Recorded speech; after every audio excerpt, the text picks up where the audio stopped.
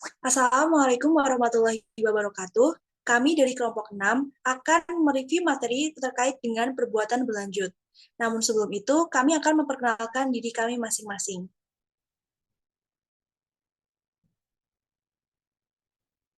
Yang pertama, saya sendiri yaitu Zara Suryandaru dengan NIM E00214469. Saya Anita Safira Devani Putri dengan NIM E021053. Saya Aristri Rahma Magistra dengan NIM E00210666. Saya Yunika Dian dengan NIM E00211499. Saya Indah Apriliani dengan NIM E00212002. Saya Karya Putri Dunia dengan NIM E00212227. Saya Prisa Kristiwi Natalia dengan NIM E00213558. Dan saya Retna Nurhidayah dengan NIM E00213881. Kemudian untuk materi pertama akan dibahas oleh rekan saya. Oke, yang pertama mengenai pengertian perbuatan berlanjut. Perbuatan berlanjut merupakan gabungan dari beberapa perbuatan yang dilakukan oleh seseorang, di mana antara perbuatan yang satu dengan perbuatan yang lain belum pernah ada putusan hakim yang mempunyai kekuatan hukum tetap, sehingga terhadap pelaku dikenakan cara penghukuman tertentu sebagaimana ditentukan pada pasal 64 KUHP. Kemudian mengenai bunyi pasal 64 KUHP, yaitu jika antara beberapa perbuatan, meskipun masing-masing merupakan kejahatan atau pelanggaran, ada hubungannya sedemikian rupa sehingga harus dipandang sebagai satu perbuatan berlanjut, maka hanya diterapkan satu aturan pidana. Jika berbeda-beda, yang diterapkan yang memuat ancaman pidana pokok yang paling berat. Slide selanjutnya akan dijelaskan oleh rekan saya.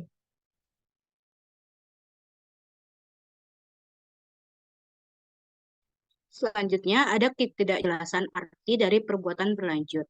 Dr. Anders PAF Lamintang SH dan C. Jisman Samosir SH mengemukakan bahwa undang-undang ini tidak menjelaskan lebih lanjut mengenai perkataan beberapa perbuatan itu harus mempunyai hubungan yang sedemikian rupa. Hubungan ini dapat ditafsirkan secara macam-macam. Misalnya, karena adanya persamaan waktu dan persamaan tempat dari terjadinya beberapa perbuatan itu dan sebagainya.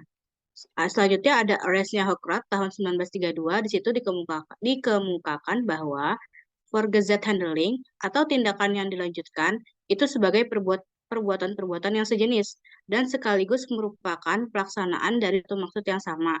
Nah, ketidakjelasan dari pengertian perbuatan berlanjut adalah karena menurut rumusan pasal 64 KUHP bahwa perbuatan berlanjut adalah beberapa perbuatan yang mempunyai hubungan sedemikian rupa, namun tanpa adanya penjelasan dan penegasan mengenai hubungan berlanjut seperti apa yang dimaksud oleh undang-undang. Selanjutnya akan dijelaskan oleh rekan saya. Lalu ada pendapat ahli mengenai pasal 64 KUHP. Menurut Profesor Simons, pasal 64 ayat 1 KUHP bukanlah mengatur dalam hal bagaimana beberapa perbuatan pidana, tetapi hanya dapat dikenakan satu hukuman saja. Jadi bukan menjumlahkan ancaman hukuman dari masing-masing perbuatan. Lalu ada menurut Prof. Van Hatum yang mengemukakan bahwa pasal 64 KUHP hanya memuat suatu peraturan mengenai penjatuhan hukuman dan bukan mengatur tentang masalah pembentukan sejumlah tindak pidana menjadi satu keseluruhan menurut undang-undang. Dan hal mana mempunyai arti yang sangat penting bagi lembaga-lembaga lokus delikti, kadaluarsa, dan keturutsertaan. Selanjutnya akan dibahas oleh rekan saya.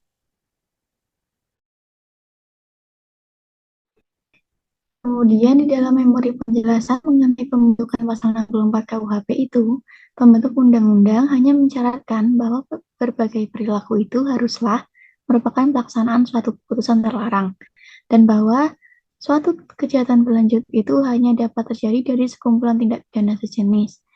Dalam memori penjelasan itu juga telah dijelaskan bahwa suatu pencurian atau suatu penganiayaan itu secara bersama-sama tidak akan pernah dapat menghasilkan suatu tindak pidana yang berlanjut karena yang pertama, untuk melaksanakan kejahatan itu pelakunya harus membuat dari suatu keputusan.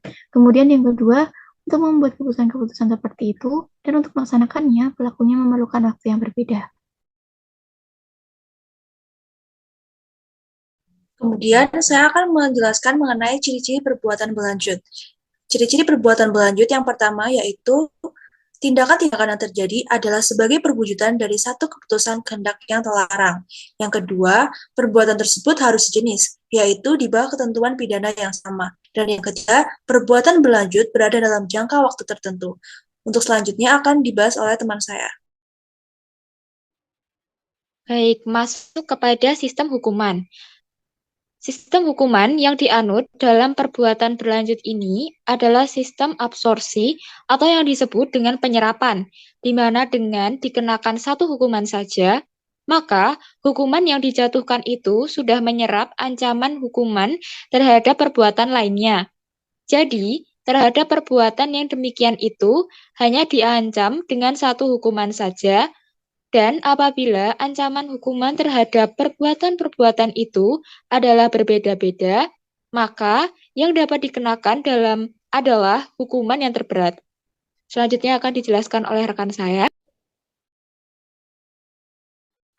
Kemudian ada persamaan perbuatan berlanjut dengan konkursus realis. Baik perbuatan berlanjut maupun perbarengan beberapa perbuatan, kedua-duanya pelaku melakukan beberapa atau lebih dari satu tindak pidana. Kemudian, adapun perbedaan perbuatan berlanjut dengan konkursus realis. Yang pertama, dalam perbuatan berlanjut, beberapa perbuatan yang dilakukan itu harus dipandang satu perbuatan, karena adanya hubungan antara satu dan lainnya. Sedangkan dalam perbarengan beberapa perbuatan adalah beberapa perbuatan yang dilakukan haruslah dipandang masing-masing atau berdiri sendiri. Yang kedua, dalam perbuatan berlanjut hanya dikenakan satu hukuman saja tanpa adanya pemberatan. Sedangkan dalam pembarengan perbuatan, biarpun hanya dikenakan satu hukuman sama dengan perbuatan berlanjut, akan tetapi maksimal hukumannya dapat ditambah sepertiga dari ancaman hukuman terberat. Dengan kata lain, ancaman hukuman terhadap konkursus realis adalah lebih berat dari ancaman hukuman terhadap perbuatan berlanjut. Kemudian akan dijelaskan oleh teman saya. Yang terakhir ada contoh perbuatan berlanjut. Ada seorang pustakawan menggelapkan buku-buku yang berada di perpustakaan tersebut dalam waktu tertentu. Kemudian buku-buku tersebut dijual olehnya ke pasar loak. Jadi dalam hal ini terjadi perbuatan berlanjut berupa penggelapan barang. Di sini ada satu keputusan kehendak, pidananya sejenis, dan berada dalam jangka waktu tertentu. Contoh yang kedua adalah A hendak membangun rumah. Kemudian A berniat mencuri bahan bangunan di toko bahan bangunan. Pada hari pertama, A mencuri beberapa sak semen. Lalu 6 hari kemudian A mencuri balok kayu. Dan 10 hari kemudian mencuri beberapa kaleng cat. Pada pencurian yang terakhir, A tertangkap tangan. Jadi, perbuatan si A ini merupakan perbuatan pencurian yang dilakukan secara berlanjut karena ada satu keputusan kehendak, perbuatan pidananya sejenis, dan berada dalam jangka waktu tertentu. Selanjutnya saya kembalikan ke rekan saya. Demikian review materi tentang perbuatan berlanjut dari kelompok 6. Mohon maaf bila ada kesalahan. Wassalamualaikum warahmatullahi wabarakatuh.